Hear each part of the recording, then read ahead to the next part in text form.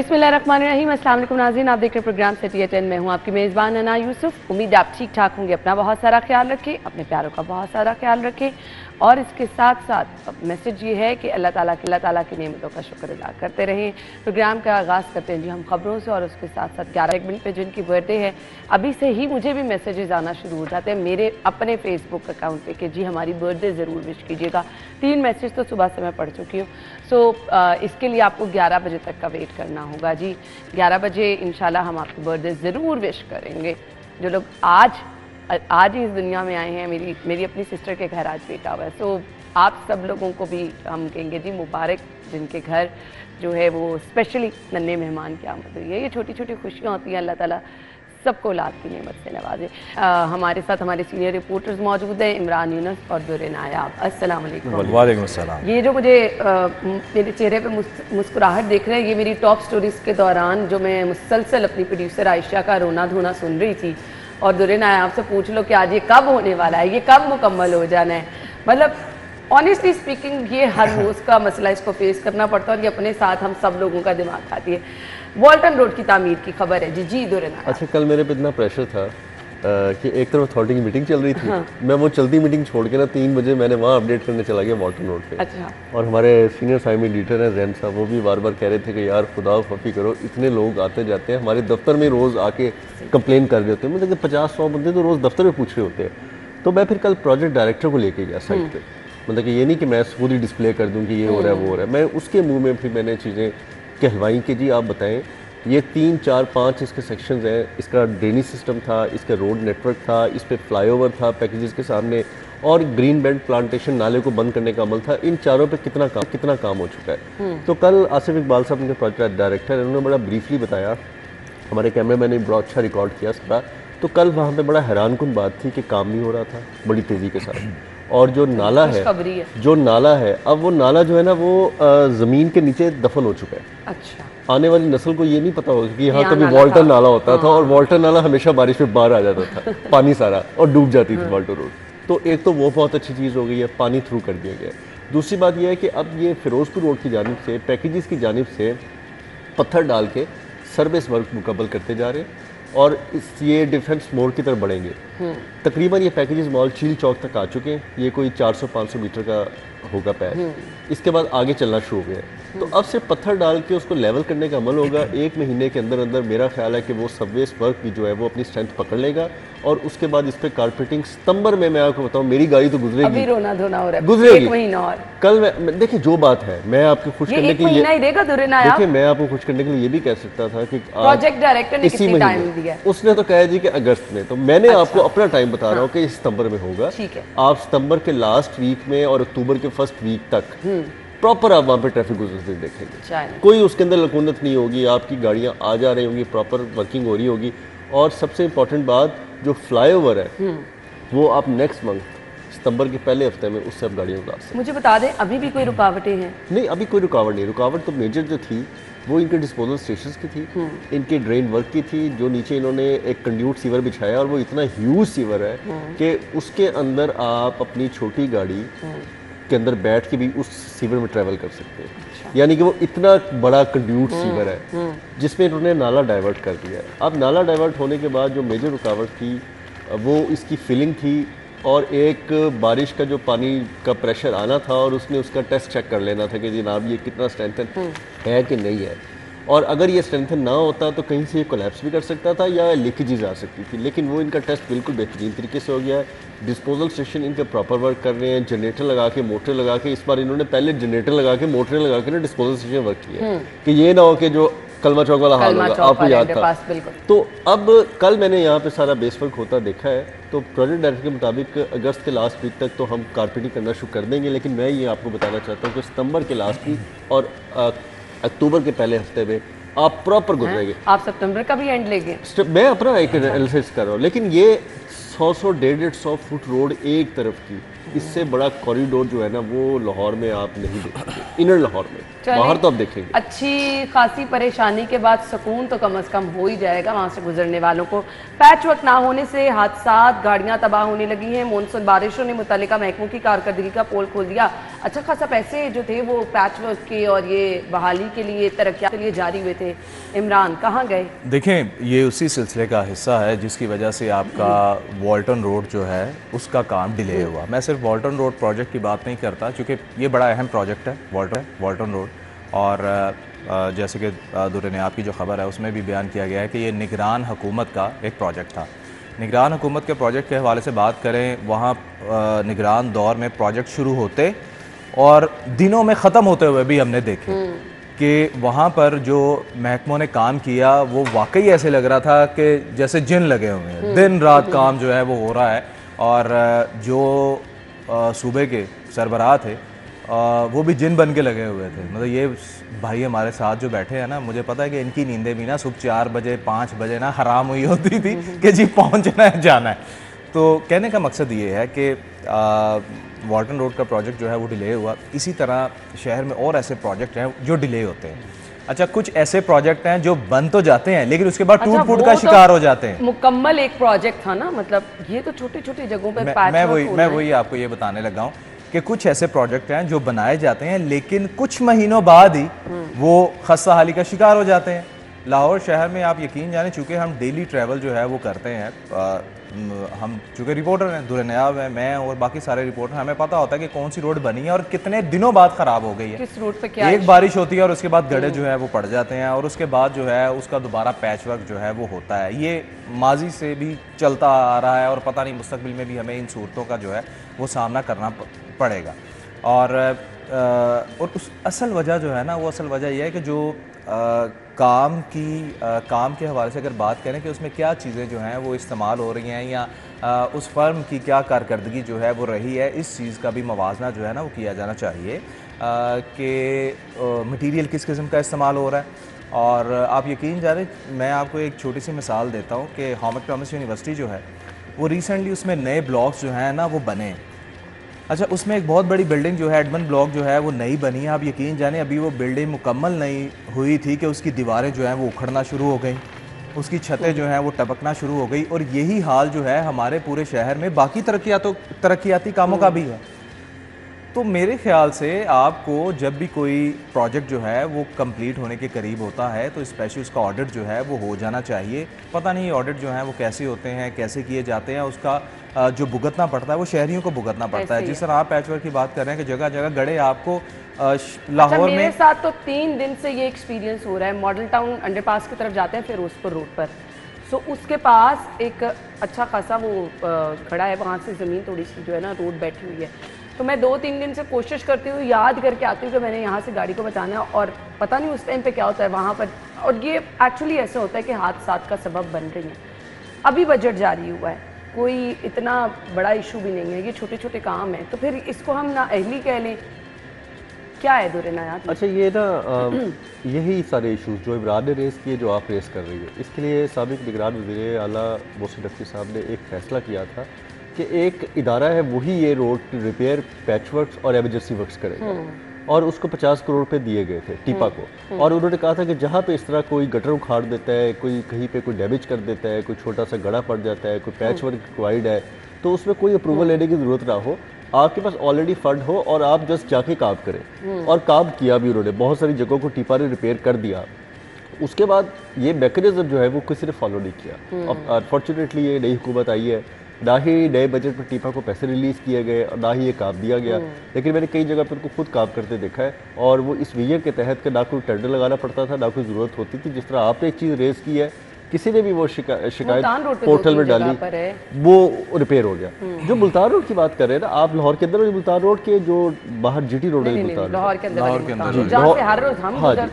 अंदर वाली मुल्तान रोड की बिल्कुल जिम्मेदारी जो है वो आयद होती है इदारों पे, और उस पर गैर तवज्जो जो दी जा रही है। ज़्यादा तवज्जो है कि फिरोजपुर रोड पे रहती है, मेन बुलेवार्ड पे रहती है, गुलबर्ग में रहती है, जौहर टाउन पे रहती है, इलाहाबाद टाउन में रहती है। इसमें एक और मसला जो है ना वो शहरियों की तरफ से भी है। दुर्रे नयाब भी इस चीज़ को ज़्यादा बेहतर जो है वो एलैबोरेट कर सकेंगे कि माजी में एक पॉलिसी बनाई गई थी कि जब भी किसी शहरी ने, किसी इदारे ने या प्राइवेट तौर पर अगर किसी ने कोई रोड जो है वो खोदनी है, अपने रोड कट लगाना है, वो परमिशन लेगा, कोई नहीं लेता। लेकिन आप यकीन जाने वो कानून अभी भी लागू है, ठीक है, और उस पर यह कहा गया था कि भारी जुर्माना होगा और एफआईआर का इंदराज जो है वो माजी में हुआ।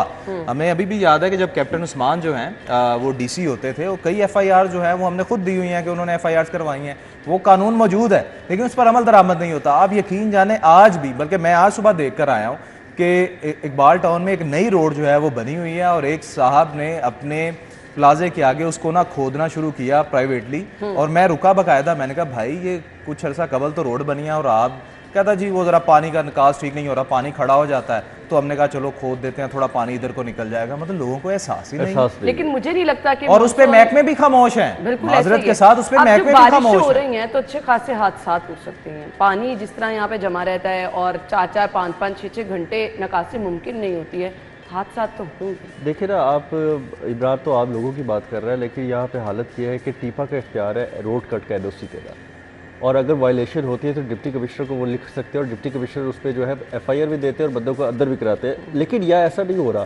पीएचए जैसा इदारा गैर कानूनी तौर पर रोड कट्स कर रहा है, एफसीएल गैर कानूनी रोड कट्स कर रहा है, प्राइवेट ठेकेदार तो दर्जनों रोड कट्स कर रहे हैं। ठीक है, ये भी जो आप हाईलाइट कर रही है ना एग्जैक्टली अंडरपास के बिल्कुल ऊपर जी, ये भी किसी प्राइवेट ठेकेदार या रोड कट या वासा या किसी ने भी गटर के ढक्कन से पानी के निकास को यकीनी बनाने के लिए हरकत की होगी, उसके बाद खोल के उसको छोड़ गए और अल्लाह का फजल कोई पूछने वाला नहीं है। तो जब इदारे अपनी आंखें बंद कर लेते हैं तो फिर इस तरह हर बंदा उसका जो यूज़ है वो करता है। लाहौर शहर में इस वक्त मिस यूज़ हो रहा है और अथॉरिटीज़ की पावर का मिस यूज़ किया जा रहा है। आप किसकी रिस्पॉन्सिबिलिटी है ये पैच वर्क कराना? और ये टीपा की रिस्पॉन्सिबिलिटी है। जो एलडी की रोड्स है वो टीपा की रिस्पॉन्सिबिलिटी है, जो एफसीएल की रोड्स है वो एफसीएल की रिस्पॉन्सिबिलिटी है। जो कल बसाब ने खबर दी है, जो अभी आप डिस्कस कर रही थी, ये एफसीएल की रिस्पॉन्सिबिलिटी है। और इतना नाकिस काम करते हैं, इतना मिक्स यूज़ मटेरियल यूज़ करते हैं कि वो किसी घर में न टिके तो फिर सड़कों पर डाल देते हैं। ये भी नहीं तवक्को कर सकते ना कि चले रोड बन गई है तो सुकून आ गया, पैच वर्क हो गया। अगर नाकिस मटेरियल है तो फिर आपको हफ्ते 10 दिन बाद वही कुछ नजर आएगा। ये तो बिल्कुल ऑडिट होना चाहिए, इसका बाकायदा क्वालिटी एश्योरेंस होनी चाहिए। इस पर डिप्टी कमिश्नर साहिबा को बिल्कुल नोटिस लेना चाहिए। इन रोड्स का तमाम ऑडिट करा के इस पर एक रिपोर्ट तैयार होनी चाहिए। उसके बाद जिन्होंने ये काम किया है और जिन्होंने फॉल्टी वर्क किया उनसे दोबारा करवाया जाना चाहिए। अगर ये सब कुछ होता ना, जो सब चीज़ें आपने बताई हैं कि डिप्टी कमिश्नर साहब को नोटिस लेना चाहिए, ये होना चाहिए, ये सब होना शुरू हो जाए तो ये काम ही ना हो। मैं तो कहता हूँ कि सजा मिले, बाकी दोबारा ठेकेदार को दोबारा बुला के वो दोबारा फॉल्टी वर्क खराब करा, जो उखाड़ा गया है वो दोबारा करना चाहिए। मुझे अच्छी तरह याद है कलमा चौक अंडरपास की कारपेटिंग हुई और कुछ दिन बाद वो बम्बी हो गई, यानी कि बबल्स आ गए उस पर ना, तो दोबारा कॉन्ट्रैक्टर उसको लगे को उखाड़ा, दोबारा उसके ऊपर दोबारा लेयर की, कुछ अर्से बाद दोबारा ये हो गया क्योंकि वो ढलवार है ना, तो ट्रैफिक फिर अपना एक रास्ता लेती है एस्फाल्ट। दोबारा उसको एक कॉन्ट्रैक्टर को बुलाया गया, दोबारा उसने किया और ये यानी किसी ने अपनी रिस्पांसिबिलिटी समझी, जिम्मेदारी ली, उसको ऑन किया। यहाँ तो कोई पूछता ही यहाँ कोई नहीं पूछता। एफसीएल में मैकेनिज्म नहीं है, एलडीए में समहाउ फिर मैकेनिज्म है। वजीर आला पूछते हैं, एलडीए भागता है आगे, फिर एलडीए फिर उस कॉन्ट्रैक्टर के ऊपर दौड़ता है कि जनाब ये काम करके दो दोबारा, जो भी है जहाज से करना है कैसे भी करो। फिर वो रिपेयर मेंटेनेंस का काम करता है। फिर 1 साल की रिस्पॉन्सिबिलिटी, जो लाइबिलिटी डिफेक्ट लाइबिलिटी होती है वो कॉन्ट्रैक्टर की होती है, वो 1 साल तक जिम्मेदारी होती है। ये नहीं होता कि मैं भाग जाऊंगा, होगा तो वो जिम्मेदार होगा, कॉन्ट्रैक्टर होगा। लेकिन खैर यहाँ पे रिक्वेस्ट करेंगे डीसी साहिबा से, एमसीएल से, टीपा से, जिसकी जहाँ जिम्मेदारी है, क्योंकि बारिशें भी हो रही हैं, बहुत ज़्यादा नुकसान हो सकता है, हादसा हो सकते हैं, तो ये पैच वर्क जो है वक्त की अहम ज़रूरत है। अब वो किस तरह का हो रहा है, नाकिस मटीरियल का हो रहा है, वो तो एक अलग से कहानी है, लेकिन होना वक्त की अहम ज़रूरत है। ब्रेक के बाद ज्वाइन करेंगे, स्टे विद अस।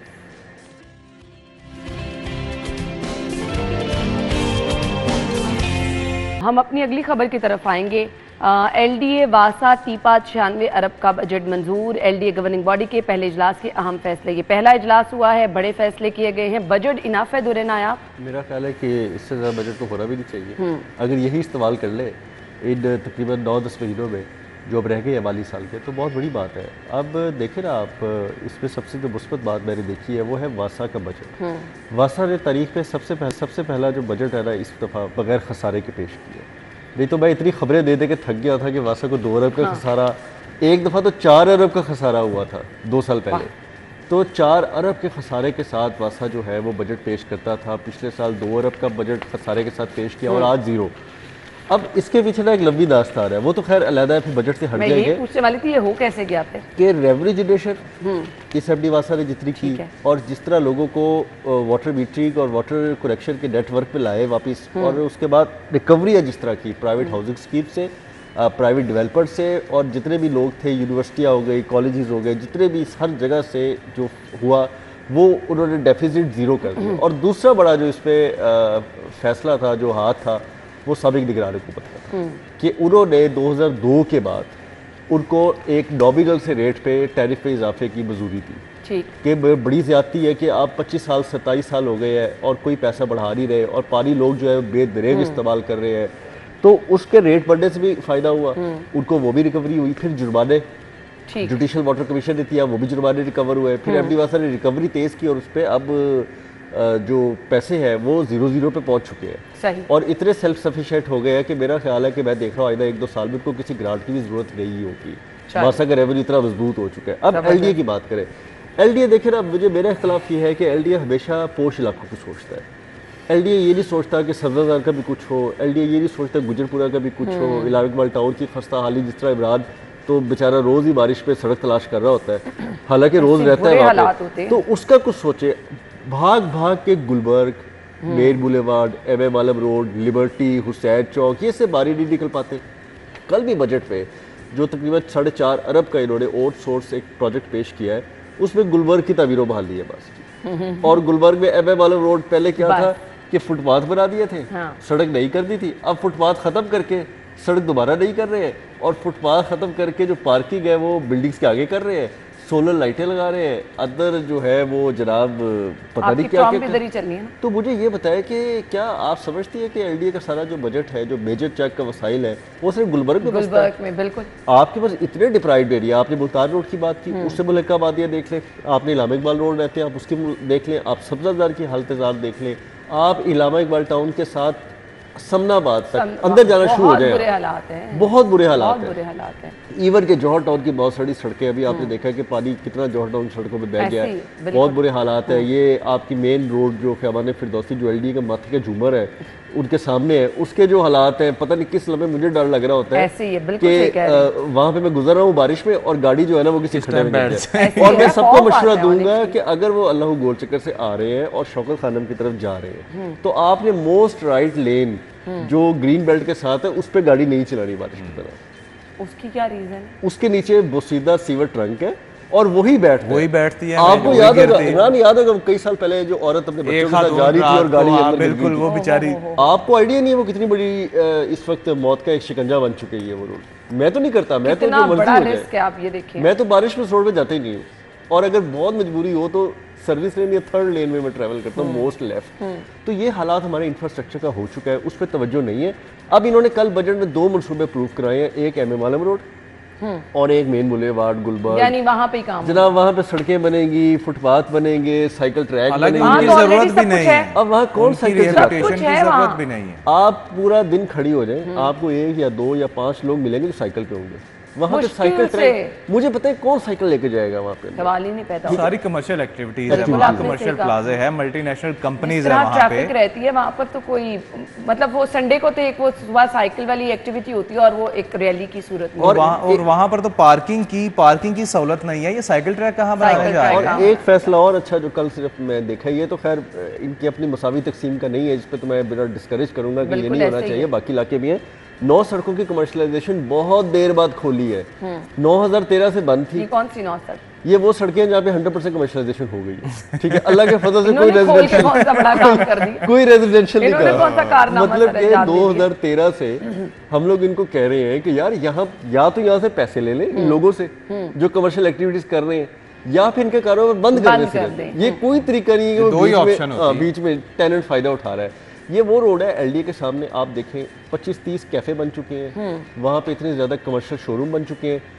आप वो रोड देखें जो मुस्लिम टाउन मोड़ से आ रही है अंदर की तरफ, आप वो देखें गार्डन टाउन वाली रोड बरकत मार्केट से जो अंदर आ रही है, बिल्कुल, और बरकत मार्केट से फैसल टाउन वाले गोल चक्कर से सीधा आपकी अकबर चौक की तरफ जा रही है, बिल्कुल, जहाँ पे कभी वो मशहूर एक बड़ा पुराना लैंडमार्क गवर्नमेंट रेस्टोरेंट होता था, खाने के लिए हम जाते थे छोटे होते, तो वो अब वो देखें, वो वाली लेन देख लें, इतनी वो कहाँ पे मुझे बताया रेजिडेंशियल रह गई है, सवाल ही नहीं पैदा होता। उसके बाद आप पाइन एवेन्यू देख लें, आप ख़ियाबान जिना देख लें जो कि ये आपका शौकत खानम फ्लाईओवर से लेकर टूवर्ड्स आगे छतरी चौक तक है। आप लेफ्ट साइड पे राइट साइड ऑलरेडी सारी कमर्शियल राइट साइड पे यूसीपी और लेफ्ट साइड पे सारे शोरूम कमर्शियल दुकानें होटल्स। ये तो फिर अपनी नाअहली छुपाने के लिए उन्होंने इसको लीगलाइज कर दिया ना कि हमारे ऊपर नाम ना आए। अब ये हुआ है कि उनको पता लग गया कि इसका जो है ना वो अब हल कोई नहीं है। अगर हम कमर्शियल नहीं करते तो हम अंदर होते हैं, अगर कमर्शियल कर देते तो शायद थोड़ी बचत होती, लोगों पे बर्डन लेके पैसे वापस ये हुआ है। तो उन्होंने अपनी जान छुड़ाने के लिए सब कुछ कर लिया। ब्रेक का कहा जा रहा है, ब्रेक के बाद आते हैं।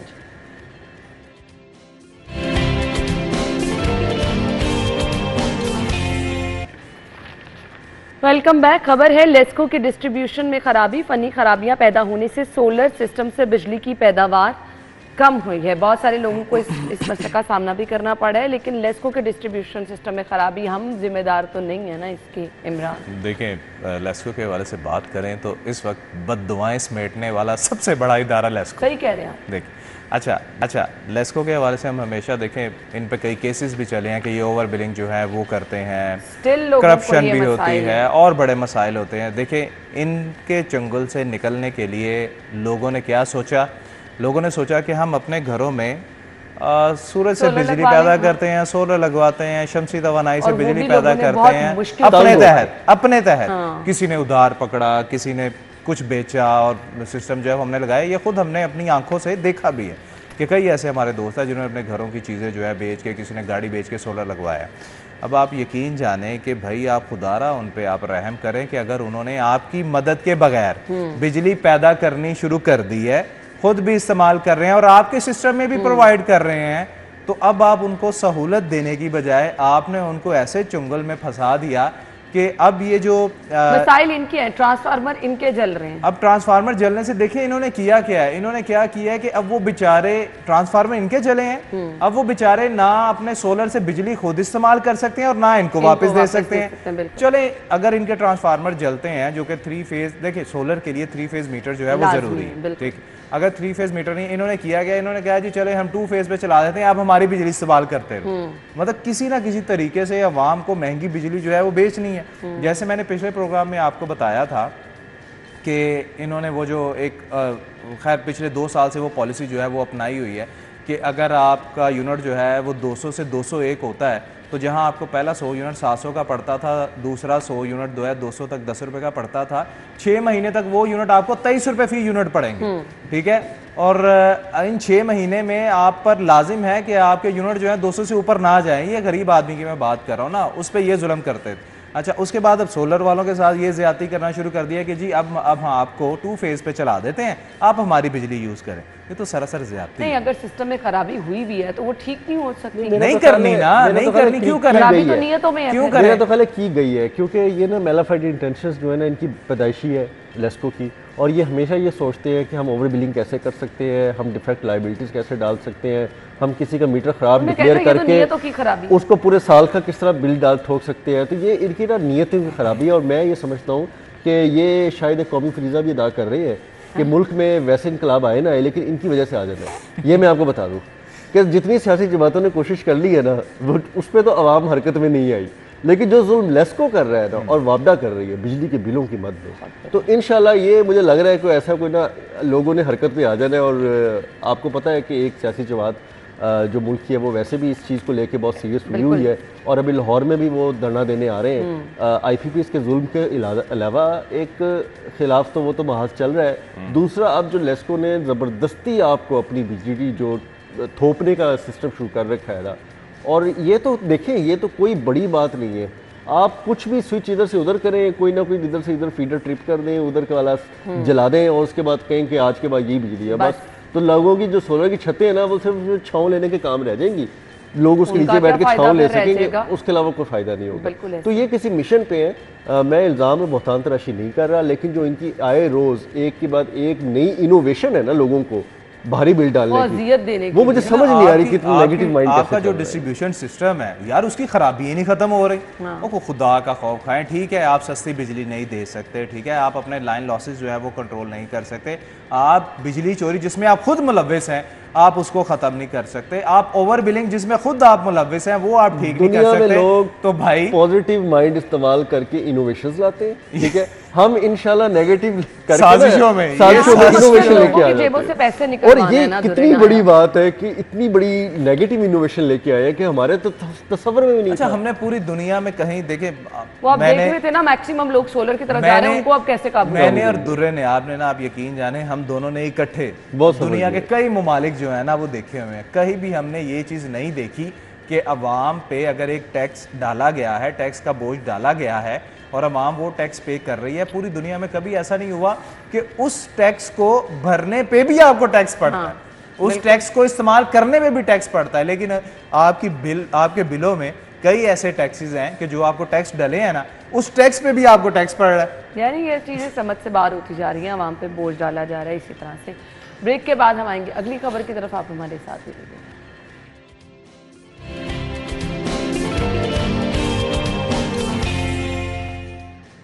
Welcome back. महकमा खजाना ने स्कूल सरबराहान का अलाउंस बंद करने के हवाले से नोटिस भेज दिया है। ठेके पर दिए गए 5,863 स्कूलों का है टीचर अलाउंस रोक दिया गया। जी मैम। देखिए, इसमें बात ये है कि इसमें ख़बर जो है मेरे ख्याल के मुताबिक ये कोई अहम ख़बर नहीं है कि जो स्कूल सरबराहान है उनको माहाना 500 रुपया जो मिलता था महकमा ख़जाना ने वो रोक दिया। ठीक है, सबसे बड़ी अलार्मिंग सिचुएशन ये है कि पेफ के तहत जो स्कूल ठेके पर दिए गए हैं, निजी शोबे को दिए गए हैं, उसमें अब जो है 25,000 असामियाँ उन्होंने वो ख़त्म कर दी हैं। और इन स्कूलों में लाहौर समेत सूबे भर में जो सरकारी स्कूल हैं उसमें जो असातिज़ा की कमी है उनकी तादाद इस 25,000 असामियाँ ख़त्म होने के बाद 90,000 तक पहुँच गई। अब आप ये देखें कि आपने निजी शोबे को दे दिए हैं, अब क्या होगा कि वो सेमी गवर्नमेंट हो गए। अब क्या होगा, उसमें फीसें जो हैं वो भी बढ़ेंगी। आप रोक तो सकते नहीं हैं। अब आप कर क्या रहे हैं? मैं हमेशा ये बात कहता हूँ कि हमारे कोई भी हुकूमत जो आई है ना, माजरत के साथ ना, आपके घर में भी बच्चे जो हैं वो प्राइवेट स्कूल में पढ़ते होंगे, दुर्रे ने आपके बच्चे भी, मेरे बच्चे भी प्राइवेट स्कूल में। हम सरकारी स्कूलों को क्यों प्रेफरेंस जो है वो नहीं देते? क्यों? वहाँ पर अभी भी तालीमी मयार उस किस्म का नहीं है और इसकी सारी जिम्मेदारी हुकूमत के खिलाफ है। क्यों? क्योंकि हमारी हुकूमतें, मैं एक हुकूमत की बात नहीं कर रहा, माजरत के साथ हमारी हुकूमतें जो है उन्होंने प्राइवेट सेक्टर को इतना मजबूत कर दिया है, इतना मजबूत कर दिया है कि हुकूमत को उनके आगे घुटने जो है वो टेकने पड़ते हैं। आप यकीन जाने, मैं अब यहाँ किसी स्कूल का नाम नहीं लूँगा, आप यकीन जाने प्री नर्सरी जो है उसकी फ़ीस 33,000 रुपये। कोई तुक बनता है कि एक बच्चा जो कि प्री नर्सरी में जिसका एडमिशन हो रहा है उसकी माहाना फीस जो है वो 33,000 रुपये वसूल कर रहा है, और बाकी स्कूल जो है उनकी भी इतनी है, किसी की 25 हो गई है, किसी की 28,000। आप ये देखें ना, आप ये, कल ही मैं एक स्कूल में गया और मैंने पता किया, कहते जी 33,000 रुपया फीस, एक प्राइवेट स्कूल की बात कर रहा हूँ, और वो लोग धड़ल्ले से ये फीसें मांग रहे हैं। अच्छा, वो हुकूमत की पॉलिसी कहाँ गई कि जी गर्मियों की जो 3 माह की छुट्टियां होती हैं उसमें प्राइवेट स्कूल जो है वो फीसें नहीं लेंगे। आपको याद होगा ना, ये बहुत इशू हुआ था, लेकिन उस पे इम्प्लीमेंट कभी नहीं, लेकिन इम्प्लीमेंटेशन उन पे नहीं हुई। क्या करते हैं उन्होंने, समर स्कूल के नाम पे वो चीजें जो है वो, फिर उन्होंने ऑनलाइन क्लासेस जो है वो शुरू कर दी, फीसें उन्होंने उतनी ही ली, फीसें अभी भी वो उतनी ही ले रहे हैं। ठीक है, लेकिन हुकूमत जो है वो इस चीज़ की तरफ नहीं आ रही। ठीक है, ना उनको कंट्रोल किया, ना आपने जो सरकारी स्कूल है उनकी हालत बेहतर की। इससे बहुत बेहतर था कि हमारी हुकूमत एक और काम कर सकती थी, जिसका हमने कई बार हमारे जितने भी तालीमी जो वज़रा आए हैं उनको ये कहा, मैंने कहा ठीक है आप सरकारी स्कूलों को बेहतर नहीं कर सकते ना, लोग जो है मजबूर है अपने बच्चों को इंग्लिश मीडियम में डालने के लिए, तो भाई आप गवर्नमेंट के ज़ेरे साया कोई इंग्लिश मीडियम स्कूल्स क्यों मुतारिफ नहीं करवा सकते? ये प्रोजेक्ट आप इंट्रोड्यूस तो करवाएं, नहीं चलेगा तो वैसे भी तो आप बहुत ज्यादा फंड जाया करते हैं ना, उनकी फीसें थोड़ी सी आप बढ़ा दें, लेकिन प्राइवेट सेक्टर से कम हो, सरकारी स्कूलों से थोड़ी सी ज्यादा हो जाए। आप ये एक्सरसाइज करके तो देखें, शायद लोग जो हैं वो इस तरह आ जाए, वहां पर टीचर जो है उनकी तनख्वाहें जो है थोड़ी सी बेहतर कर दें, सहूलियात अच्छी दे दें। सरकारी स्कूल का नाम सुनते ही सोच की बात है ना यार, सरकारी स्कूल ना, आप ये देखिए अभी आप किसी सरकारी स्कूल में आप चले जाए ना, वो निगरान दौर था जिसमें जो है वज़ीर आला किसी सरकारी स्कूल में जाते थे, देखते थे, बच्चों से पूछते थे क्या क्या मसाइल है और फौरी तौर पर इकदामात कराते थे। अब आप देख रहे हैं, अब जो दूर दराज के सरकारी स्कूल है ना, अभी भी प्रिंसिपल और स्कूल सरबराहान जो है ना वहाँ पर वक्त पर नहीं आते हैं। कितने स्कूलों का विजिट कर लिया दोरे ना, आप कितनी प्रायोरिटी है? मैंने तो एक दिन उनको भूरभर में देखा था, छुट्टियां गुजारने गया, दो दिन के लिए गया था, तो वो भूरभर में बैठे हुए थे और बहुत ज़्यादा खाना उन्होंने मंगवाया हुआ था, खा रहे थे तो मैं कोशिश की कि मिलता, लेकिन चले कोई बात नहीं, मैंने उनको किसी स्कूल का विजिट करते नहीं देखा, आपस की बात है।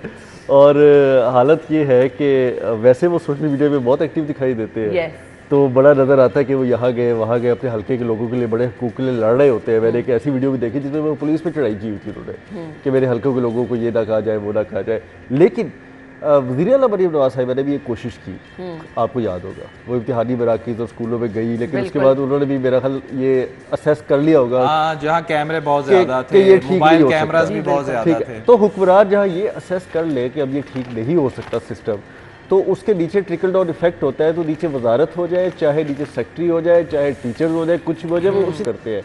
अब ना वज़ीर आला उस तरह से मुतहर्रिक है सरकारी स्कूलों के हवाले से, ना ही वहाँ पे मिनिस्टर अब दिखाई देते हैं। मिनिस्टर तो खैर मेरे ख्याल कहीं भी गए नहीं, अल्लाह के फजल से।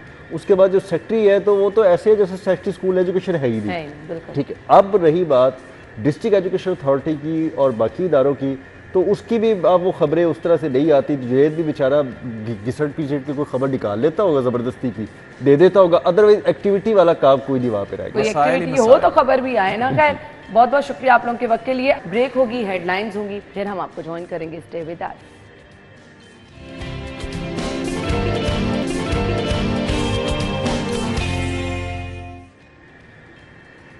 वेलकम बैक वंस अगेन। प्रोग्राम के इस हिस्से में हम बहुत ही अहम टॉपिक पे बात करने वाले हैं। कुछ चीज़ें होती हैं लाज़िम व मलज़ूम जिसके आपको देर पा नताइज मिलते हैं, तो आज का हमारा टॉपिक भी ये है। 1 अगस्त से 7 अगस्त तक 1 to 7 अगस्त वर्ल्ड ब्रेस्ट फीडिंग वीक मनाया जा रहा है। माँ का दूध बच्चे के लिए कितना मुफीद है, इसकी अहमियत से इनकार नहीं किया जा सकता। आज हम इस पे रोशनी भी डालेंगे और कुछ आपको बताएंगे भी कि आपके बच्चे की सेहत के लिए कितना ज़रूरी है। ये जो वीक मनाया जा रहा है इसका मकसद क्या है, आगाही देना वक्त की अहम ज़रूरत है। बहुत सारे लोग इसको अप्रिशिएट भी करते हैं, बहुत सारे लोग डिफरेंट वजूहात की बिना पर इसको कंटिन्यू भी नहीं कर सकते हैं, लेकिन इसकी अहमियत बताना बहुत ज़्यादा ज़रूरी है। बहुत सारी चीज़ों का ऑल्टरनेट होता है, इसका ऑल्टरनेट तो मौजूद होगा लेकिन उसकी अफादियत कभी भी उसके मुताबिक नहीं हो सकती। कुदरती चीज़ों का जो अल्लाह ताला ने जिस चीज़ में जो अहमियत रख दी उसका तो बेशक कोई जोड़ ही नहीं है। हमारे प्रोग्राम में आज हमारे साथ जो मेहमान है गायनोकोलॉजिस्ट हैं डॉक्टर अरूबा रहीम को हम वेलकम करेंगे। अस्सलाम वालेकुम जी। अस्सलाम वालेकुम। थैंक यू सो मच, आपके वक्त का बहुत बहुत शुक्रिया। सबसे पहले तो मुझे बता दीजिएगा 1 to 7 world breast feeding week मनाया जा रहा है, मकसद क्या है इसका? देखिए ब्रेस्ट फीडिंग वीक तो डेफिनेटली अवेयरनेस पैदा करने के लिए, बट इस अवेयरनेस की बहुत ज़रूरत है क्योंकि मदर मिल्क जो है it is very very important for babies. इसके शॉर्ट टर्म और लॉन्ग टर्म इफ़ेक्ट्स हैं। जैसे आपने कहा कि बहुत सारी चीज़ें बहुत देर बाद जाके सामने आती हैं और उसके फ़ायदे नज़र आते हैं, तो बिल्कुल शॉर्ट टर्म तो हम सबको ही अब पता है, बिकॉज़ इतनी अवेयरनेस अब काफ़ी हो चुकी है कि हमें पता है कि जब बच्चा पैदा होता है उससे बहुत सारी बीमारियों से वो बच जाता है, लेकिन इसके लॉन्ग टर्म इफ़ेक्ट्स यानी कि 20 साल बाद भी जो उसकी ज़िंदगी में बच्चे के आएंगे उस वक़्त तक ये मदर फीड उसको हेल्प करता है। और अगर आप इनिशियल बात करें तो डेफ़िनेटली बहुत सारी बीमारियां, जैसे बच्चे जब पैदा होते हैं बहुत पेट ख़राब होता है बच्चों का और बार बार सांस का मसला होता है, तो ये बात तो अब वर्ल्ड ओवर प्रूवन है कि बच्चों को पेट के मसाइल और एस्थमा स्पेशली उससे ये बच्चे बच जाते हैं ब्रेस्ट फीडिंग से। और अगर आप लॉन्ग टर्म बात करें तो अब लेटेस्ट बहुत सारी स्टडीज़ आई हैं जिसमें जिन बच्चों ने मदर फीड लिया हो उनका आईक्यू लेवल काफ़ी बेहतर है उन बच्चों से जिन्होंने मदर फीड नहीं लिया। सो इस चीज़ का बहुत डिफरेंस है। और आपने ब्रेस्ट फीड वीक की बात की है, एक चीज़ और इसमें ऐड करूँगी बहुत इंटरेस्टिंग कि हमारे पास बहुत सारे फार्मूला मिल्क अवेलेबल हैं, लेकिन इंटरेस्टिंग बात यह है कि साइंस आज तक मदर मिल्क का अल्टरनेटिव बना ही नहीं सका। तो उसकी बहुत सारी वजूहात हैं, क्योंकि मदर के अंदर जो एक साइकिल होता है मिल्क प्रोडक्शन का वो हार्मोन रिलेटेड होता है, और वो सारा साइकिल जो है वो हार्मोन्स से इमोशन से रिलेटेड है, और वो चीज़ साइंस मैच ही नहीं कर सकी। बच्चे को जिस तरीके से ज़रूरत होती है फीड की उसके कंटेंट्स उसी तरह बदलते हैं। जैसे शुरू के 10 दिन में एक फीड प्रोड्यूस होता है, उसको कहते हैं क्लोस्ट्रम। वो नॉर्मल मिल्क जो होता है उससे डिफरेंट है, इवन मदर फीड से भी डिफरेंट होता है जो पहले 10 दिन का होता है। उसके अंदर प्रोटीन कंटेंट बहुत ज़्यादा होता है, फ़ैट और कार्बोहाइड्रेट कंटेंट कम होता है। और बच्चा जब बिल्कुल पैदा होता है फॉर द फर्स्ट 10 डेज़ उसकी बहुत इम्पोर्टेंस है उसके लिए। फिर 10 दिन से बड़ा जब बच्चा हो जाता है उसके fat, carbohydrate, protein requirement change हो जाती है, तो मदर मिल्क अकॉर्डिंगली चेंज होता जाता है। और ये अल्लाह ताला की तरफ से आप देखें कि कितना एग्जैक्टली और इस हद तक के एक फीड के दौरान भी कंटेंट्स चेंज हो रहे होते हैं according to the baby requirement. तो उस चीज़ को आप जितने मर्जी डब्बे के दूध ले लें, उस चीज़ को आप मैच कर ही नहीं सकते, नो डाउट। तो इसलिए ये चीज़ बच्चे के लिए तो फ़ायदेमंद है, लेकिन इसमें माँ के लिए भी बहुत फ़ायदा है। देखें जैसे ही बच्चा पैदा होता है डिलीवरी में, अब तो खैर सिजेरियन में भी एनेस्थीसिया ऐसा हो गया है कि बिल्कुल डिलीवरी के वक्त बच्चे को डायरेक्ट मदर के साथ, हम कहते हैं स्किन टू स्किन कांटेक्ट किया जाता है, यानी बच्चे को फ़ौरन माँ के साथ लगा दिया जाता है। उससे मदर की ब्लीडिंग कम होती है और उसका यूट्रस के वापस आने के प्रोसेस में आसानी हो जाती है। और डायरेक्ट ब्रेस्ट फीडिंग फ़ौरन स्टार्ट करने से ओवरऑल पहले 40 दिन की रिकवरी में बहुत फ़र्क होता है और वेट रिडक्शन में हेल्प हो जाती है मदर की, बहुत सारी बीमारियों से बचत हो जाती है। और लॉन्ग टर्म अगर मदर का देखा जाए तो मदर का बहुत सारे कैंसर से वो बच जाती है, जिसमें स्पेशली ब्रेस्ट कैंसर और ओवरी का कैंसर है। तो इसलिए ब्रेस्ट फीडिंग के माँ और बच्चे दोनों को बहुत फ़ायदे हो जाते हैं। सही। सो बच्चे की ज़हनी और जिस्मानी नशोनुमा दोनों साथ लेकर ये ब्रेस्ट फीड चल रहा होता है। सो अगर हम कहें कि वो बच्चा जो ब्रेस्ट फीड पे है वो ज़हनी तौर पर भी बहुत एक्टिव होगा और जिस्मानी नशोनुमा भी उसमें जो है वो बाकी बच्चों की निस्बत बेहतर होगी, तो इसमें कुछ गलत नहीं है? इसमें बिल्कुल गलत नहीं है। मैं इसमें एक चीज़ और भी ऐड करूँगी कि पूरी दुनिया में तकरीबन 20 मिलियन के करीब बच्चे हैं जो प्री टर्म पैदा होते हैं। प्री टर्म का मतलब ये है कि बिफोर 37 वीक्स वो डिलीवर हो जाते हैं।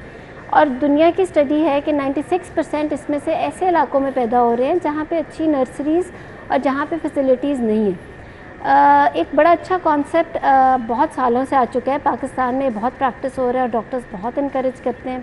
इसे कहते हैं kangaroo mother care. Kangaroo mother care is a natural incubator actually, जो आप कह लें कि घर में अगर आपके पास फैसिलिटीज़ नहीं है, आप घर में प्री टर्म के लिए वो कैंगरू मदर केयर कॉन्सेप्ट से एक नेचुरल इंक्यूबेटर बना लेते हैं। ये बेसिकली है क्या? ये direct skin to skin mother से कांटेक्ट है, यानी माँ बच्चे को पकड़ के डायरेक्ट अपने साथ लगा ले, ठीक है, और inside her clothing direct skin to skin preterm बच्चे को। ये इस तरह का एक नेचुरल, मैं तो इसको इंक्यूबेटर कहूँगी, क्योंकि इसके अंदर उसका टेम्परेचर कंट्रोल भी हो जाता है, उस बच्चे का न्यूट्रिशन भी परफेक्ट हो जाती है और वो बीमारियों से भी बचा रहता है।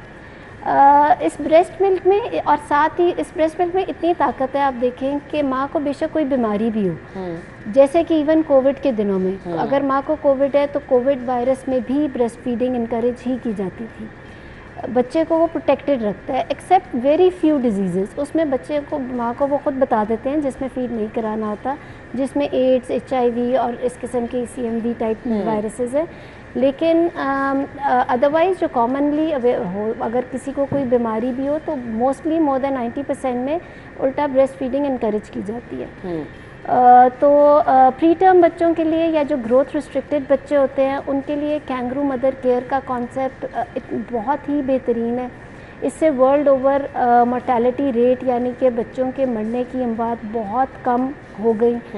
और इसके अंदर जब माँ बच्चे को पकड़ती है और अपने स्किन टू स्किन कांटेक्ट में होती है और बच्चे को फीड कराती है, तो उसके अंदर मदर की अपनी रिकवरी बहुत जल्दी, और बहुत सारे हार्मोनल्स और इमोशनल फैक्टर्स ऐसे होते हैं कि जो ओवरऑल बहुत सारी मेडिसिन से भी उसे बचा के रखते हैं। सो ये एक रिकमेंडेड, इंटरनेशनली रिकमेंडेड कॉन्सेप्ट है। हॉस्पिटल्स में डिपार्टमेंट्स हैं बाकायदा बन गए, जिसमें अगर मदर घर में कैंगरू मदर केयर नहीं मेंटेन कर सकती तो उसको हॉस्पिटल में रख के मदर के स्किन रखते हैं instead of keeping baby in the incubator. यानी ये नेचुरल इंक्यूबेटर इतना बेहतरीन है। तो ये देखिए कि कितना इस चीज़ की अहमियत है। तो मुझे ये बता दें, लॉन्ग टर्म जो बच्चे माँ का दूध पीते हैं उनको हम देखें कि उनकी हाइट भी अच्छी होगी, जिस्मानी नशोनुमा भी अच्छी होगी, ये तमाम चीज़ें उनमें होती हैं। कुछ बच्चे हम देखते हैं कि बिल्कुल ही कहते हैं हमें भूख ही नहीं लगती है। अगर आप बच्चे को जो है वो फॉर्मूला मिल्क की तरफ लेके जा रहे हैं, तो ये चीज़ें भी ऐड होती हैं। देखिए बात यह है कि जब न्यूबॉर्न बेबी पैदा होता है उसमें एक आप रूटीन जब सेट करते हो तो नॉर्मली जो एवरेज रूटीन होती है टू अर्ली फीड की, वो तो मेंटेन करनी होती है, बट इनिशियल 40 वीक्स का जो टाइम, 40 डेज़ का जो टाइम है मदर की रिकवरी का भी, और बच्चे को ब्रेस्ट फीडिंग मेंटेन, वो एक डिफ़िकल्ट टाइम होता है, बिकॉज़ आपने बार बार बच्चे की एक हैबिट मेंटेन करनी है, उधर मदर रिकवरी फेज़ में होती है, लेकिन जब एक दफ़ा वो मेंटेन हो जाए तो एक्चुअली प्रॉबेबली वो डब्बे वाले दूध से ज़्यादा आसान रूटीन होती है। तो लेकिन इस सारे में बहुत इम्पॉर्टेंट बात लैक्टेटिंग मदर की केयर भी है। जो ब्रेस्ट फीडिंग मदर होती है उसको आप सोच लें कि उतनी ही केयर और सपोर्ट चाहिए होती है जितनी एक प्रेग्नेंट लेडी को। एक्चुअली अगर आप कैलोरी रिक्वायरमेंट देखें तो ब्रेस्ट फीडिंग मदर की कैलोरी रिक्वायरमेंट प्रेग्नेंट लेडी से ज़्यादा है। अगर 1800 से 2000 के करीब calorie requirement mother pregnant lady की है, तो ब्रेस्ट फीडिंग मदर की 2400 से लेके तकरीबन 2800 के करीब एवरेज वेट की खातून की रिक्वायरमेंट है, कैलोरी रिक्वायरमेंट। तो एक तो डाइट का बहुत ख्याल रखना होता है ब्रेस्ट फीडिंग मदर में, multi vitamin specially calcium intake बहुत, वाटर इंटेक बहुत ज़्यादा, उसमें हर दवाई सेफ़ नहीं होती। जिस तरह प्रेगनेंसी में ख्याल किया जाता है कि दवाइयाँ सेफ्टी वाली लें, उसी तरह दवाइयाँ ब्रेस्ट मिल्क में बच्चे को भी जा सकती हैं। स्मोकिंग, कैफ़ीन, अल्कोहल, ये सारी चीज़ों से बच्चे को भी बचाना है, मदर को भी। तो ब्रेस्ट फीडिंग मदर की केयर उसी तरह ही है जैसे कि प्रेग्नेंट लेडी की, तो इस चीज़ का भी साथ साथ ख्याल रखना ज़रूरी ये है। बहुत अहम चीज़ें हैं जिन पे आपने रोशनी डाली, आई मस्ट से, क्योंकि इन चीज़ों को नज़रअंदाज भी समटाइम किया जा सकता है। अच्छा जी, अब मुख्तलिफ बीमारियाँ होती हैं ना, चिकन पॉक्स हो गया, डिफरेंट बीमारियाँ हम देखते हैं, वो बच्चों को रिलेट करें, जो बच्चे माँ का दूध पी रहे होते हैं, माहिरीन कहते हैं वो जल्दी रिकवर हो जाते हैं, क्या ये सच है? ये बिल्कुल सच है। जैसे मैंने आपको शुरू में बताया कि माँ के दूध का कंटेंट्स जो हैं उसमें इम्यूनोग्लोबुलिन्स भी हैं, उसके अंदर न्यूट्रिशनल ऐसे फैक्टर्स हैं जो with age and even with time बच्चे के साथ साथ चेंज होते हैं और वो बच्चे को उन चीज़ों से प्रोटेक्टेड रखते हैं। एक स्टडी लेटेस्ट आई थी, उसमें एक होता है सडन इन्फेंट डेथ सिंड्रोम, यानी कि फॉर बच्चे की खुदा ना खास्ता फॉर अननोन रीज़न डेथ हो जाती है।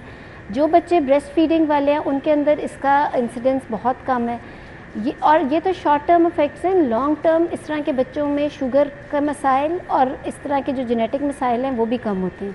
सही। मदर फीड जिन्होंने लिया तो फिर इससे उनको काफ़ी फ़ायदा सारी ज़िंदगी रहता है। रिकमेंडेड कब तक है, कब तक आप बच्चे को मदर फीड? देखिए बात ये है कि पहले 6 माह तो exclusive breast feed is very very important. उसके बाद बच्चे का वीनिंग का प्रोसेस शुरू हो जाता है। बेस्ट तो 2 साल का, तो हमारे मुझे लगता है रिलीजन ने भी और अदरवाइज़ भी 2 साल अगर कोई औरत मेंटेन कर ले ब्रेस्ट फीडिंग तो ये बच्चे को बहुत फ़ायदा है और माँ को भी बहुत फ़ायदा है। वरना 12 मंथ्स तो इंटरनेशनली रिकमेंडेड है कि 12 महीने तो ज़रूर कराएं ब्रेस्ट। मैसेज क्या देना चाहेंगे देखने वालों को? मैसेज तो ये है कि देखें, शुरू में बहुत इम्पॉर्टेंट है, एफ़र्ट करना पड़ती है बच्चे को ब्रेस्ट फीड मेंटेन करने के लिए, लेकिन जब एक दफ़ा हो जाए तो मदर के लिए भी आसानी है, बच्चे के लिए भी। और सबसे इम्पॉर्टेंट बात ये है कि आपने सुना होगा कि अगर मदर हेल्दी है तो हमारी सारी जनरेशन्स हेल्दी है। तो मदर को, स्पेशली ब्रेस्ट फीडिंग मदर को, अपनी हेल्थ पहले ठीक रखनी है, अपनी न्यूट्रिशनल सारे रिक्वायरमेंट्स पूरी रखनी है ताकि आगे जनरेशन, ताकि बच्चे तक भी वो तमाम न्यूट्रिशन जो है वो उसी तरह से पहुंच सके। थैंक यू सो मच, आपके वक्त का बहुत बहुत शुक्रिया। हम ब्रेक के बाद आपको ज्वाइन करेंगे, हमारे साथ ही रहिए।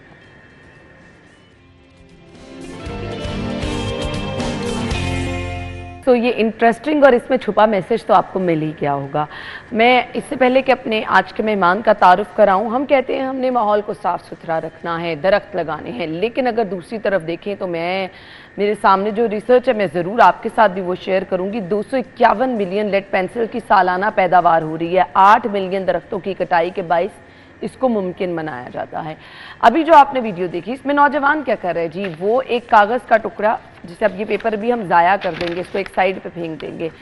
अब ये यूज़लेस नहीं है, इससे आप क्या कर सकते हैं, इससे आप पेंसिल बना सकते हैं। यानी दरख्तों की कटाई करके लकड़ी लेकर जो हम पेंसिल बना रहे हैं और दरख्त जिनको लगाना है उनका हम खात्मा करते चले जा रहे हैं, उसका इतना ज़बरदस्त ऑल्टरनेट और मेरे ख्याल से चीपेस्ट ऑल्टरनेट जिसे कहा जाता है वो मुतारिफ कराया गया। सो हमारे साथ वो नौजवान मौजूद हैं जिन्होंने ये ज़बरदस्त कारनामा सर अंजाम दिया। उनको ये आइडिया कैसे आया, उन्होंने ये सोचा कैसे, ये हम उन्हीं से जान लेंगे। मुदस्सिर अस्लम को हम वेलकम कहेंगे। अस्सलाम वालेकुम। वालेकुम अस्सलाम। थैंक यू, आपके वक्त का बहुत बहुत शुक्रिया। बहुत ही ज़बरदस्त आइडिया था। मुझे ये बताएं कैसे आपने सोचा कि आपने कागज़ से पेंसिल बना लें? एक्चुअली पर्सनली मेरा ये था कि मैं कुछ करूं, तो अब फैमिली के लिए तो कुछ करना है, अपने लिए तो कुछ करना है, बट एज ए कंट्री के लिए, पाकिस्तानी सिटीज़न हम अपनी कंट्री पाकिस्तान के लिए क्या कर सकते हैं। तो प्रॉब्लम सबको पता है कि पाकिस्तान में है जी, पोल्यूशन बहुत ज़्यादा है, ठीक है, डिफॉरेस्टेशन हो रही है, पेपर वेस्ट हो रहा है, बट क्यों हो रही हैं ये सब चीज़ें, इसका हम कोई रिसर्च ही नहीं करता इस चीज़ पे कि वाई इतनी पोल्यूशन, मतलब क्यों है इतनी पोल्यूशन। तो फिर मैंने इस पर रिसर्च की कि यार आखिर क्या वजह है कि हमारा जो मुल्क है वो ग्लोबल वार्मिंग बढ़ती जा रही है, पोल्यूशन बढ़ती जा रही है। देन मुझे पता चला कि रिसर्च जब मैंने की कि हर साल 80 लाख दरख्त कट हो रहे हैं सिर्फ एक वुडन पेंसिल को बनाने के लिए। तो फिर मैंने कहा कि यार इसका कुछ अल्टरनेटिव निकालते हैं, चले हम स्टेप बाय स्टेप चलते हैं। एक अगर हम सोल्यूशन दे देंगे, सेकंड सोल्यूशन भी आ जाएगा, थर्ड भी आ जाएगा। हमने फिर वही दूसरी साइड पे जो वेस्ट पेपर हो रहा है उसको उठाया, फिर उसको रिसाइकिल करके और उससे पेंसिल्स बना दी। देन यूनिकनेस इसमें क्या थी, इनोवेटिव हमने चीज़ क्या की कि पेंसिल के ऊपर वाली साइड पे सीड्स ऐड कर दिए, बीज। आप पेंसिल यूज़ करने के बाद इन बीजों को मिट्टी में, क्यारी में, कहीं पे भी फेंके के पौधा उग जाएगा। और ये सीड्स जो हैं वो कस्टमर की मर्ज़ी के सीड्स हैं। अगर आप कहते हैं कि मुझे फ्लावर्स पसंद हैं तो हम इसमें वो वाले सीड्स भी ऐड कर सकते हैं। तो ये कस्टमाइज सीड्स हैं। ज़बरदस्त ज़बरदस्त। तो ये पेंसिल बनाने का अमल है क्या? एक पेंसिल मुझे दिखाएं, मैं अपने नाज़रीन को ज़रा दिखा दूँ। बिल्कुल, मुझे वो दिखाएं जो शार्पनर की हुई है पेंसिल, प्रॉपर एक पेंसिल की शक्ल नज़र आ रही है। ये देखें जी, और ये टोटली एक अखबार का पेपर लेकर उससे बनाई गई है। तो इसके पीछे वो रबड़ भी ऐड किया गया है, जैसे कि हमें मुदस्सिर कह रहे हैं, आपके मुताबिक सीड भी ऐड किया जा सकता है। सीड भी ऐड है, इसमें दोनों चीज़ें ऐड है। सो ये बिल्कुल दूसरी पेंसिल की तरह हार्ड भी है, और इसको पकड़ने से अगर आप लिखेंगे तो आप देखें कि ये बिल्कुल वो वाला जो है वो जो हमें आम पेंसिल और उसमें वुड इस्तेमाल हो रही है, ये टोटली पेपर है। अच्छा जी, अब इसको बनाने का अमल हमें ज़रा बता दें, क्योंकि आपसे इम्प्रेस हो के बहुत सारे लोग घर भी ट्राई कर सकते हैं। सम टाइम ये होता है कि बहुत से लोग ये कहते हैं कि आपने अखबार तो ऑलमोस्ट हर घर में होगा, चले अखबार नहीं तो पेपर तो, कॉपी का पेपर तो हर घर में ही होता है। सम टाइम कुछ लोग कह देते हैं कि हमने जो है वो हाथ से पेंसिल नहीं बनाई, क्योंकि लगता भी नहीं है कि हाथ से बनी हुई इतनी अच्छी पेंसिल, कहते हैं आपने कहीं से ऑर्डर वगैरह की है, बट ये ऐसा कुछ नहीं है। अच्छा, इसके लिए आपके पास लेड होना ज़रूरी है।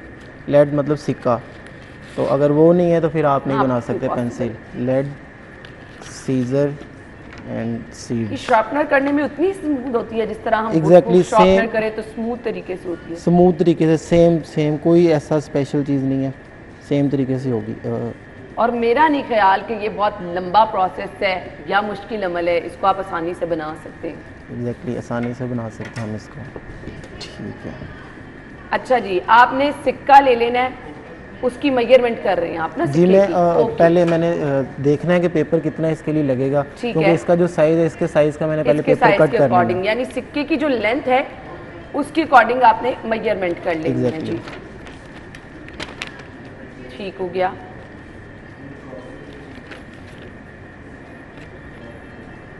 मतलब स्टूडियो में बैठे हुए लोग इतने गौर से देख रहे हैं, शायद उन्होंने भी ये ट्राई कर लिया। नो इशू, अच्छी चीज़ है भाई, ये सबको सीखना चाहिए।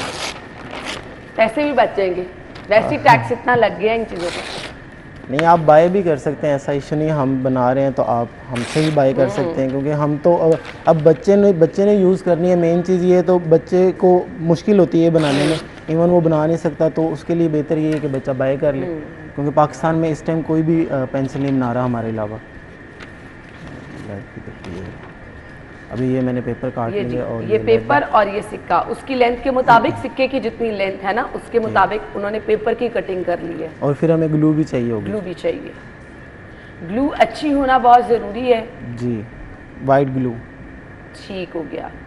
इसको आपको पेपर पे सारा रोल करना पड़ेगा जी। ये सारे अभी मैं रोल करना। अच्छा, ये पूरे पेपर पे होगी ग्लू? जी, ये पूरे पेपर पे ग्लू लगेगी। ज़रूरी नहीं है पूरे पेपर पे लगे, हम गैप दे के भी लगा सकते हैं। वो जस्ट ये एग्जैक्टली रोल करते जाएंगे।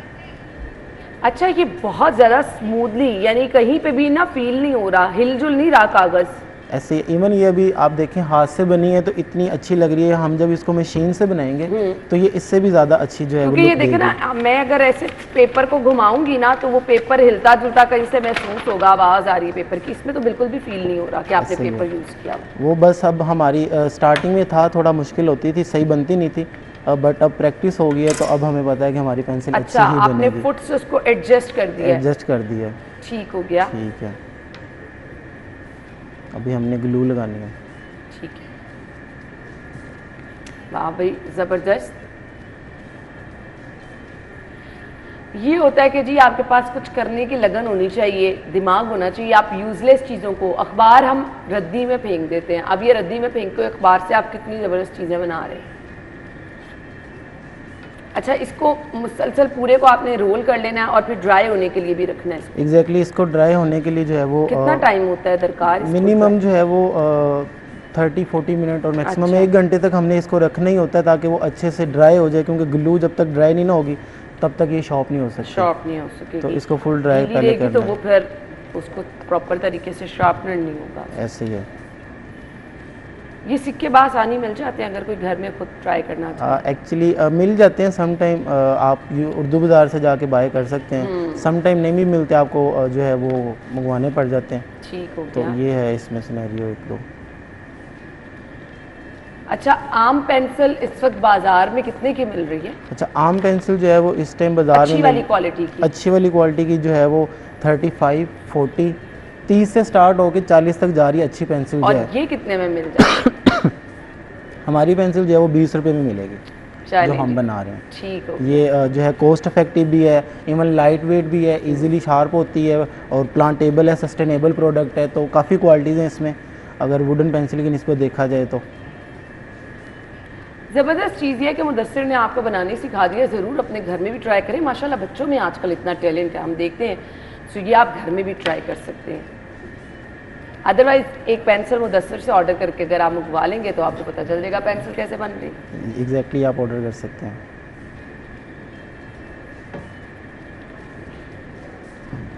ये आप दिन में कितनी पेंसिलें बना लेते होंगे मुदस्सिर? हम लास्ट टाइम हमारी टीम बैठी थी तो हमने विद इन 2 और 3 आवर्स में जो है वो 100 पेंसिल्स बना ली थी इजीली। अच्छा, आपकी पूरी टीम है? जी, हमारी पूरी टीम है, हम 4 टीम मेंबर्स हैं। हम इवन अभी भी मेरी टीम ऑफिस में बैठ के काम कर रही है, तो बैक एंड पे हमारा काम चल रहा है, क्योंकि हमारे पास डेली बेसिस पे ऑर्डर आ रहे होते हैं, तो हमने उनको जो है वो ऑर्डर डिलीवर करना होता है, बनानी होती हैं, ऑपरेशन वगैरह सब कुछ देखना होता है, तो टीम काम कर रही है। आप बनाना सिखाते भी हैं लोगों को? पहले टीम को सबसे पहले मैंने ही सीखी थी बनानी, क्योंकि हमें आइडिया नहीं था बनेगी किस तरह से। कैसे आपने सीखी? आइडिया कहाँ से आया वैसे? असल में ये था कि मैंने माइंड से ही था कि अब देखें वुडन पेंसिल को रिप्लेस किस तरह से किया जाए, ठीक है।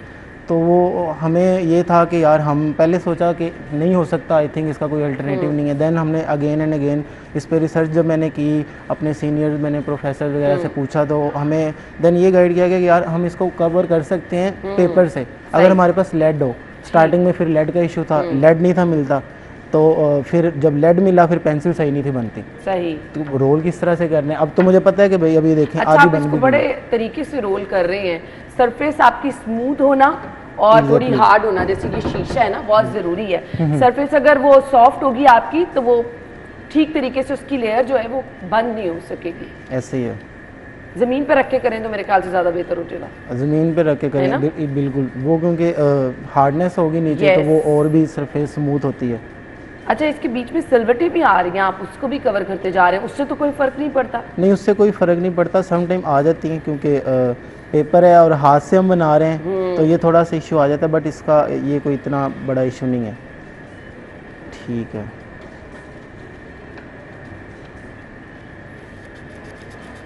अभी देखें मुझे आइडिया हो गया है कि ये इसकी जो है वो थिकनेस इतनी होनी चाहिए ताकि ये शॉप इजीली हो सके। शॉप इजी हो सके। अगर ज़्यादा हो जाएगी तो फिर आपने शॉप करनी है, तो वो शॉपनर के लिए अगर थिकनेस ज़्यादा हो जाएगी तो वो मुश्किल होगा शॉप करना। एग्जैक्टली। अच्छा, अब इसके ऊपर से आप शेप अप करेंगे? हाँ, मैं बस अभी ये शेप अप होगी, ये जस्ट रोल कर रहा हूँ कि थोड़ा हार्ड हो जाए, वैसे ये बन गया। और इसको ड्राई होने के लिए आपने रख देना? एग्जैक्टली, इसको फिर ड्राई होने के लिए रख देना। अभी ये थोड़ा सा ऊपर नीचे अगर हो भी जाए, वैसे लेड नज़र आ रहा है जी, ठीक है, कैंची से आपने उसको ऊपर से कट कर लिया। जी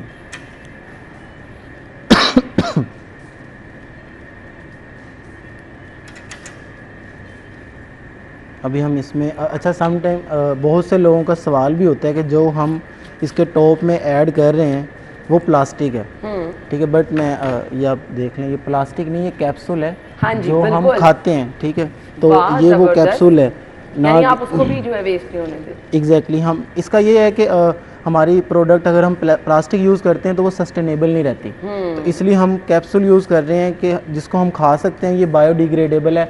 सम टाइम ऐसा होता है कि बच्चा या बड़ा किसी ने भी पेंसिल यूज़ की, उसने फेंक दी, हाँ। ठीक है, बट वो कहते हैं कि यार सीड तो प्लांट नहीं होंगे। जी, कैप्सूल ऐड करने की रीज़न ये थी कि आप जैसे ही मिट्टी में, क्यारी में, कहीं पे भी पेंसिल फेंक देते हैं, कैप्सूल वो है जो है वो बायोडिग्रेडेबल है, डिकम्पोज हो जाएगा, सीड्स खुद ही प्लांट हो जाएंगे। सही हो गया। ठीक है। और ऐसे कोई इतना लंबा अमल भी नहीं कि आपको बहुत ज़्यादा टाइम निकाल के जो है।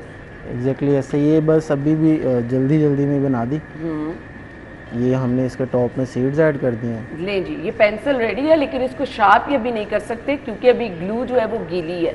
एग्जैक्टली तो ऐसे इसको आप अगर घर में ट्राई करेंगे तो 20 से 30 मिनट के बाद आपने इसको ट्राई करना है शार्प करने जी, के लिए। 30 मिनट आपने मैक्सिमम इसको धूप में रखना है, ठीक है। और ये आप देख रहे हैं ये पेंसिल मुदस्सिर मुझे ये दिखा दे, मैं दोनों का डिफरेंस दिखा दूं। अभी इसको कटर से लास्ट से कट करना ठीक पड़ेगा, हो गया। बट वो मेरे पास अभी नहीं है। ओके, ज़बरदस्त। इसकी थिकनेस भी बिल्कुल सेम है। सो ये अखबार के एक सफ़े से इन्होंने ये पेंसिल तैयार की और अभी हमें करके दिखाई है। ये पेंसिल ड्राई है, शार्प हुई हुई है, और अगेन मैं बताऊं इसकी भी थिकनेस उस तरह से है और बड़ा ज़बरदस्त मुदस्सिर यार। अगर आप कहें कि मैं कोई पेंसिल शार्प करके भी दिखा सकता ज़रूर, हूं, वो भी हमें बता दें, क्योंकि वो नॉर्मली होता है ना कि घर में अगर शार्प करें तो बच्चे बड़े ज़ोर से शार्पनर भी कर रहे होते हैं। क्या नॉर्मल शार्पनर है, ठीक है। कईयों को ये लगता है कोई स्पेशल शार्पनर नहीं होगा है, उसका। ऐसा कुछ नहीं है। नॉर्मल शार्पनर से शार्प करने, ये पेंसिल है, ये पेपर की पेंसिल है, ठीक हो गया। ठीक है। ये आप देख रहे हैं नॉर्मल तरीके से ही शॉप हो रही है, कुछ ऐसा जबरदस्त। स्पेशल चीज़ देखिए नहीं है। पेपर किस तरह से उसी तरह से निकल रहा है। ठीक हो गया, इट्स ओके, आप छोड़ नहीं, ये दें। मैं जस्ट दिखाने के लिए कि ये देखें, ये सारा पेपर है। जिस तरह वो वुड की लेयर निकलती है, आप पेंसिल शार्प करें तो उसी तरह से पेपर की लेयर भी निकल रही है।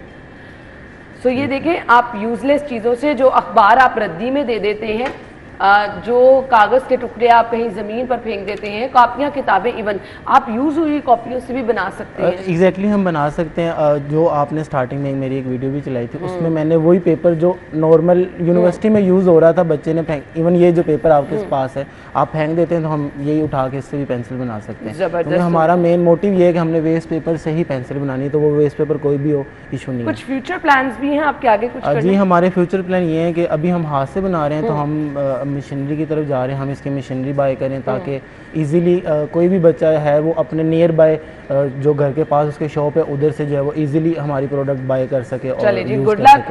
बहुत ज़बरदस्त आइडिया था, ज़रूर आप भी ट्राई कीजिए, हमें फीडबैक दीजिए। थैंक यू सो मच, आपके वक्त का शुक्रिया। हम ब्रेक के बाद आते हैं।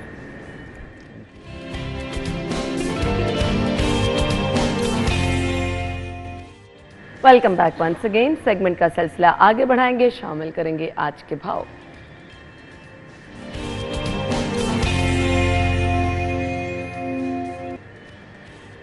रेट लिस्ट के लिए अफशा के पास जाएंगे, ओपन मार्केट में मौजूद है। Over to you. है ना, ओपन मार्केट ने महंगाई ने आम मार्केट में जो महंगाई है उसने आम आदमी की कमर तोड़ के रख दी है। इसके अंदर महंगाई हो चुकी है कि सब्ज़ी जो कि रोज़मर्रा की अशिया है वो भी उनकी पहुंच से बहुत ज़्यादा दूर हो गई है। वो बहुत ज़्यादा परेशान है इस हवाले से, क्योंकि वो कहते हैं कि कोई भी सब्ज़ी अब ऐसी नहीं है जिसकी कीमत 200 रुपये से कम हो। तो समझ नहीं आती है कि सब्ज़ी खरीदें या गोश्त खरीदें, कुछ भी उनकी पहुँच में नहीं है। अगर कीमतों में के हवाले से बताएँ, सरकारी रेट लिस्ट को दुकानदारों की जानिब से मुकम्मल नज़रअंदाज कर दिया जाता है, जबकि ओपन मार्केट में जो कीमतें, जिस कीमतों पे सब्जियों को फ़रोख्त किया जाता है उसके हवाले से अगर मैं आपको बताऊं तो सबसे पहले आलू की सरकारी कीमत 80 रुपीज़ है, लेकिन ये बाज़ार में 100 रुपये में फ़रोख्त किया जा रहा है। प्याज की सरकारी कीमत 130 है, लेकिन ये बाज़ार में 150 में फ़रोख्त किया जा रहा है। टमाटर की सरकारी कीमत 105 है, लेकिन ये 190 रुपये तक फ़रोख्त किया जा रहा है। ये मुल्क के दीगर शहरों में भी इसकी जो उड़ान है कीमत के हवाले से वो इसी तरह जारी है। अगर आपको अदरक की कीमत के हवाले से बताया जाए तो 600 रुपये इसकी कीमत है, लेकिन ये बाज़ार में 650 रुपये में फ़रोख्त किया जा रहा है। लहसुन की सरकारी कीमत 380 है, लेकिन ये 450 रुपये में फ़रोख्त किया जा रहा है। मटर की सरकारी कीमत 330 है, लेकिन ये बाज़ार में जो है 410 रुपये में फ़रोख्त किया जा रहा है। शिमला मिर्च की सरकारी कीमत 220 है, लेकिन ये बाज़ार में 250 तक फ़रोख्त किया जा रहा है। बैगन की सरकारी कीमत 230 है, लेकिन ये 260 रुपये में फ़रोख्त किया जा रहा है। सब्ज़ मिर्च की सरकारी कीमत 160 है, लेकिन ये भी 200 रुपये तक फ़रोख्त किया जा रहा है। लीमू की सरकारी कीमत 200 से 300 रुपये तक मुकर्रर की गई है, लेकिन ये 400 रुपये तक फ़रोख्त किया जा रहा है। इसी तरह दीगर सब्जियां हैं जो शहरियों की पहुंच से दूर है, जिनकी कीमतें 200 रुपये से लेकर 400 रुपये तक भी है, तो शहरी खासा परेशान है इस हवाले से, क्योंकि वो कहते हैं कि सब मसाला जात हों या मौसमी सब्जी हो, सारे सबकी कीमतें इतनी ज़्यादा है कि समझ नहीं आती कि क्या चीज़ ख़रीदें, क्योंकि महंगाई इतनी ज़्यादा है, उनके पास इतना बजट नहीं है कि वो सब्ज़ी के लिए भी अपना पैसे बचा सकें। सब्ज़ी की कीमतें भी गोश्त की कीमतों को टक्कर देने पर आ चुकी हैं, तो शहरी इस सवाल से खासा परेशान है। और वो प्राइस कंट्रोल मजिस्ट्रेट से भी ये कार्रवाई करने की अपील करते हैं कि वो जो ज़्यादा नरख़नामों पे फ़रोग़ कर रहे हैं जो शहरी दुकानदार, उनकी जानिब जो है कार्रवाई करें और उनसे जो है ये ज़्यादा नरख़नामों पे जो फ़रोग़ का सिलसिला है इसको रोका जाए। थैंक यू सो मच जी, हमें आपने बताया सब्जियों की कीमतें।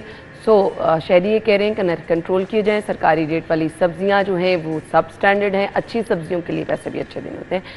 आई थिंक इस पर अमल दरामद नहीं होने वाला, ऑल्दो सीएम साहिबा ने टास्क फोर्स भी बनाने का ऐलान किया हुआ है, तो देखें जब टास्क फोर्स मैदान में आएगी तो क्या होगा। आप अपना ख्याल रखिएगा, हमारी मुलाकात कल होगी सेम टाइम पर, तब तक के लिए इजाज़त दीजिए, अल्लाह हाफ़िज़।